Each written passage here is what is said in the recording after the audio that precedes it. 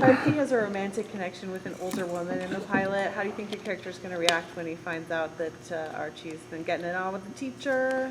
She looked good to me. I guess, that's a tough thing because clearly we've seen the bad side of these kinds of relationships, and it's certainly not recommended, and I think that's the position that my character takes on it. But kids, they do stuff. You're not around. You don't know. You don't know what's going on at school a lot of times. But I felt that we dealt with that both dramatically and exciting and responsibly, ultimately. What are we going to see from Archie's relationship with his father? What's their dynamic going to be like?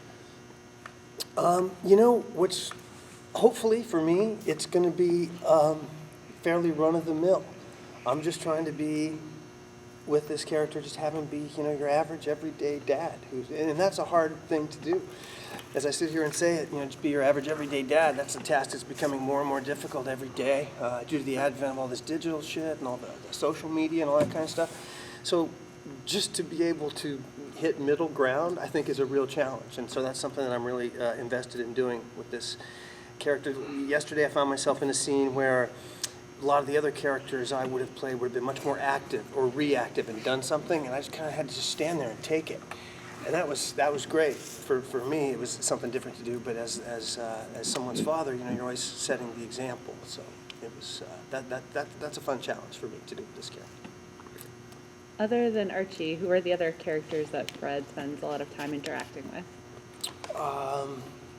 Primarily it has been Archie. I have spent some time with Veronica's mom, and the Coopers live right next door to me, so I see Betty and Hal Cooper with some regularity. Kids come through the house a little bit.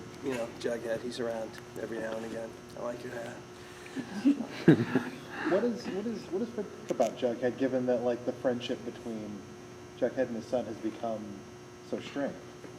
Well, I always said don't hang out with a kid named Jughead, because that's only going to end poorly. I think we can all see that coming. No, it's one of those things where, especially at that age, there's this weird line between your friends and your family, and your friends the friendships are so intense at that age. And, for these characters who have known each other all through their whole lives, preschool and elementary school, and now they're going through all the stuff in high school together,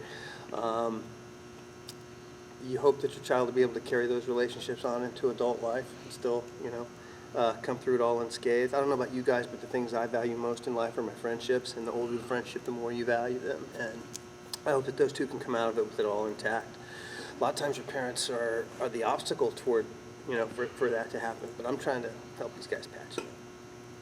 I mean, this is a show based on iconic characters, but you yourself, were part of such an iconic TV series. And I'm just curious, have they asked for any advice? Have you given them any tips as far as this is this journey that you're about to embark upon?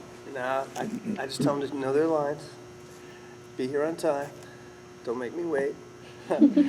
No, I got to tell you, in all seriousness, at this point, somebody write the date down. I feel really blessed to be with this young cast of actors because they're really going after it. I mean, they do show up on time. They got great ideas. I find them to be really gifted, and they bring it every day. And the only journey I talk to them about is getting through this day. At the beginning of the call sheet is the beginning of your journey, and it ends at the bottom. Don't even think about tomorrow until they give you another call sheet.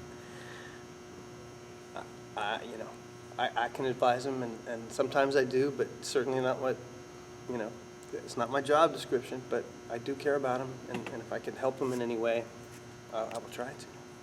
How do you feel like the teen soap genre has changed since 90210 to now? Well, are you seeing any big changes in the show compared to that? I don't know. I don't really see the shows as being that similar.